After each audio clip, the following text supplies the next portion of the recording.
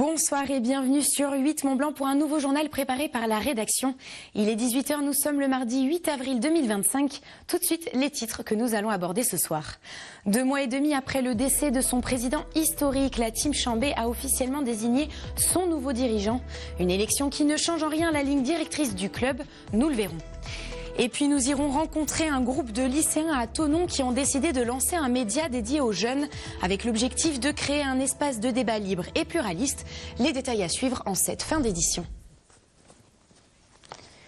Je vous l'évoquais à l'instant, c'est une nouvelle page de l'histoire du Chambéry-Savoie-Mont-Blanc handball qui s'est ouverte la semaine dernière. 2 mois et demi après le décès d'Alain Poncet, son président historique, le conseil d'administration du club savoyard a élu Laurent Munier nouveau PDG. Arrivé en 1999 comme joueur, Laurent Munier est donc le nouveau patron de la Team Chambé. Son intronisation officielle devant les médias a eu lieu vendredi dernier. Sébastien Germain nous en dit plus sur ce changement dans la continuité. On aurait aimé que ce dernier merci que l'on t'adresse ait le même sens. Merci pour tout, Président. Merci pour tout, Alain. Et comme tu aimes à le dire, show must go on. Le 3 février dernier, Laurent Munier avait rendu un poignant et vibrant hommage à Alain Poncet, décédé quelques jours auparavant. 2 mois plus tard, il est officiellement devenu l'héritier du président historique du Chambéry-Savoie-Mont-Blanc handball. Ce vendredi 4 avril 2025, Laurent Munier a été intronisé devant la presse. Présent au club savoyard depuis 1999, il occupe désormais la fonction de président-directeur général après une décision mûrement réfléchie. C'est vrai qu'on aurait préféré succéder, j'aurais préféré prendre la présidence ou quelqu'un d'autre prendre la présidence dans d'autres conditions. Après, on sait tout le travail qui a été fait, on formait un binôme avec Alain et on pense toujours à lui, mais maintenant il faut continuer, comme on l'avait dit et comme il le disait souvent, l'entité est toujours plus importante que la personne. Je pense que de là où est Alain, il sera content que je lui prenne sa succession. On en avait parlé souvent et voilà. Dès sa première prise de parole, le président Munier, il faudra désormais s'y habituer, a annoncé qu'il n'y aurait pas de révolution de palais avec son élection. Pour le champion du monde 1995 et le champion de France 2001, l'idée est donc d'avoir un changement dans la continuité et de mettre en avant les intérêts du CSMBH. On va continuer le travail qui a été fait, sa vision qu'il avait. À l'époque où Alain était là, je lui proposais, comme il était président des présidents, je lui disais tiens, est-ce que tu peux un peu pousser pour aller dans telle ou telle direction, continuer à développer ce club pour pouvoir le maintenir administrativement et puis surtout qu'on retrouve les places qui nous sont chères en Coupe d'Europe. Le retour en Coupe d'Europe par le biais du championnat ne sera probablement pas pour la saison prochaine. La faute à un début de campagne très compliqué et une hécatombe de blessures dans l'effectif. Quoi qu'il en soit, malgré toutes les difficultés rencontrées cette année, le groupe garde le cap et reste sur une très belle série de 3 victoires consécutives qui l'ont fait remonter à la 8e place de la Star League. C'est une équipe qui a quand même du cœur parce que l'évolution et le travail a été quand même assez compliqué. Depuis 2025, on s'est un petit peu réajusté. Il y a moins de blessés, hormis Haroun et Kedo, mais qui sont des blessures, ce que moi j'appelle un petit peu inévitables, ou c'est des choses que malheureusement on ne peut pas forcément maîtriser. Mais on s'est réglé, le staff connaît aussi mieux les joueurs. On voit que c'est une équipe qui a du cœur, qui commence à être systématiquement impériale au phare et qui grappille à l'extérieur. Parmi les dossiers qui attendent le nouveau président des Noirs et Jaunes, celui du rapprochement avec l'équipe féminine de la mode Servolex figure en bonne place. En attendant, ces joueurs pourraient lui offrir un magnifique cadeau de bienvenue ce mercredi soir en allant s'imposer à Paris contre le PSG en demi-finale de la Coupe de France. Organiser un salon grand public de A à Z tout en se formant au métier de demain, c'est le défi relevé chaque année par les étudiants en BTS du lycée du Mont-Blanc René Dève. Pour sa 27e édition, le salon Énergie, Montagne et Éco-Habitat s'est tenu ce week-end à Saint-Gervin-les-Bains. Au programme des solutions pour rénover, consommer moins et surtout construire de manière plus responsable en milieu alpin. Un projet pédagogique mais aussi très concret. C'est un reportage de Myrtille Laurent Bourriou. Il n'a pas été travaillé avant, c'est pas du recyclé. Changer ses fenêtres, mieux isoler, envisager des panneaux solaires. Comme beaucoup, Sarah veut améliorer son logement des années 70 pour consommer moins et vivre plus responsable. Parce que là où j'habite, c'était fait dans les années 70, donc c'est pas forcément le mieux isolé, c'est pas forcément les meilleurs systèmes de chauffage. Donc c'est pour améliorer ça, pour l'éco-responsabilité et bien sûr, si on peut améliorer les factures, ça prend peut-être peut-être un petit peu de temps de voir ça, de payer l'investissement, mais dans le long terme, je trouve que c'est intéressant. Pour elle, comme pour d'autres visiteurs, le salon est l'occasion de découvrir des solutions concrètes.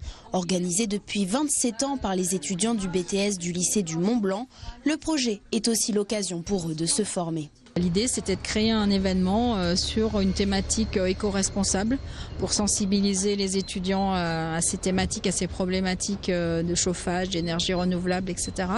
Mais aussi de les former au métier de l'événementiel. 25 exposants sont présents cette année pour présenter pompes à chaleur, chaudières ou systèmes d'isolation. Et pour les étudiants, c'est aussi un moment d'échanger avec des professionnels et le public. J'aime beaucoup justement exposer parce que tu parles avec les gens, tu rencontres, tu expliques, tu essayes de montrer pourquoi ce produit pas celui-là, pourquoi cette clientèle pas celle-là. C'est très très très sympa. J'ai pu discuter avec justement une entreprise qui a plusieurs habitats, qui souhaite changer les fenêtres. Ils m'ont posé quelques questions assez techniques, c'était sympa. Et le fait d'avoir ces discussions, ça apporte un plus moi dans ma connaissance parce que ça me demande de me concentrer sur mes produits que je connais sans tous les connaître malheureusement. Mais rénover, c'est aussi savoir où agir. Jusqu'à 30% des pertes de chaleur viennent du toit, 20 à 25% des murs, une bonne isolation, de nouvelles fenêtres, un chauffage adapté, autant de leviers pour gagner en confort et faire baisser durablement sa facture. Ils sont 9 lycéens et ils veulent réinventer le débat public. Depuis plusieurs mois, un groupe de jeunes basé à Thonon-les-Bains a lancé Askip, un média en ligne qui donne la parole aux jeunes. Sur cette plateforme, tout le monde est invité à publier un article. Mais au-delà de la presse écrite, Askip, c'est aussi des interviews vidéo de personnalités politiques locales ou encore des podcasts. Le tout sur une note engagée. Fanny Savard les a rencontrés. On regarde tout de suite son reportage. Les élections présidentielles au Liban, les 10 ans de Charlie Hebdo ou encore la place de la France en Afrique. Autant de sujets dont ont décidé de s'emparer ces lycéens à travers leur nouveau média intitulé Askip. Leur but, donner la parole aux jeunes générations. Aujourd'hui, les jeunes, on est un peu mis de l'écart, je le répète, mais c'est ça. C'est qu'on nous dit qu'on ne s'implique pas vraiment, mais on nous met un peu sur le côté quant à ces questions-là. Et moi, je pense que c'est important que des jeunes viennent poser ces questions-là. Comment moi, en tant que jeune, ça va m'impacter concrètement ces droits de douane aux États-Unis, puisque moi, je suis en France. Lancé en janvier dernier, Askip compte près de 150 abonnés sur les réseaux sociaux. C'est principalement sur Instagram et TikTok que ces élèves tononnés de terminale y publient leurs productions, souvent des articles engagés de divers horizons politiques. Quand j'écris, j'écris avec une plume engagée et c'est ça surtout que j'aime c'est privilégier la qualité et une qualité où au-delà de lire simplement des informations, on en a un petit peu rien à faire on va lire avec une vision derrière qui fait que du coup on peut finalement confronter sa vision qu'on a de la chose avec ma vision à moi. Moi, je suis de droite, mais Shakib est loin d'être de droite, par exemple. Et pourtant, on s'entend très bien, on fait des podcasts ensemble, on va un petit peu confronter nos idées. Après avoir interviewé le maire de leur commune, Christophe Arminjon, il y a quelques semaines, le petit groupe se dirige à présent vers la permanence de la députée Anne-Cécile Violent. Et côté technique, c'est Paul, futur étudiant en école d'audiovisuel, qui gère les caméras, la lumière et le son. Ça me permet justement une expérience, par exemple, de faire des vrais tournages comme ça. C'est quelque chose qui beaucoup de personnes ne vont pas avoir avant de rentrer dans les études. Et moi, ça me permet vraiment d'avoir une expérience en plus et des connaissances de comment gérer un tournage, comment gérer des batteries, plein de choses comme ça qui ne vont pas être assez données pour tout le monde, on va dire. Le 49.3, les droits de douane, l'âge de départ à la retraite ou encore les directives de parti sont au cœur des 40 minutes d'interview avec l'élu originaire du département. J'adore échanger avec les jeunes, a fortiori avec des jeunes qui manifestement n'ont pas forcément la même vision, les mêmes idées que moi. Ce que je salue justement dans leur travail, c'est vraiment leur investissement, leur foi. Ils sont hyper motivés sur leur nouveau média et je leur souhaite vraiment de réussir. Askip compte pour l'heure 9 rédacteurs qui se réunissent ainsi chaque vendredi pour imaginer les articles, les podcasts et les interviews à venir avec toujours cette même idée, mettre en avant les thématiques qui préoccupent la jeunesse. C'est la fin de ce tour d'horizon de l'actualité locale. Tout de suite, vous avez rendez-vous, comme toujours, avec la météo présentée par Thierry Paulme. L'information revient demain à 18h. Et d'ici là, je vous souhaite une très belle soirée sur 8 Mont-Blanc.